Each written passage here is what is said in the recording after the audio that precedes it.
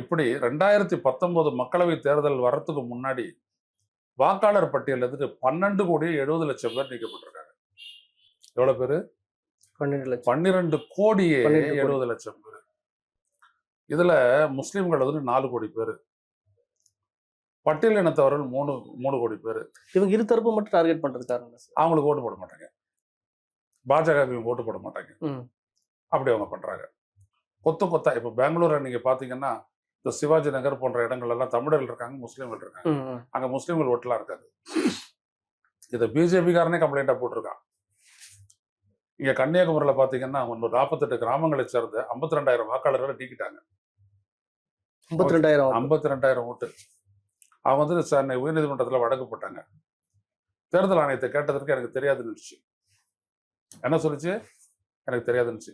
எவ்வளவு பேருடைய வாக்குரிமை? 52,000 பேர். அவங்களாம் யாரு? கிறிஸ்டியன்ஸ். அப்படி நாடு முழுவதும், இங்க சென்னையிலயும் நடந்திருக்குது, சென்ட்ரல் மெட்ராஸ் நடந்திருக்குது.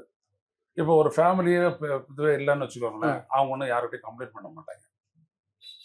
அவங்களுக்கெல்லாம் எப்படி கம்ப்ளைண்ட் பண்றதுன்னு தெரியாது. வழக்கு போடுறதுக்கெல்லாம் அவங்களுக்கு ஆள் இருக்காது, நேரம் இருக்காது, எதுவுமே இருக்காது.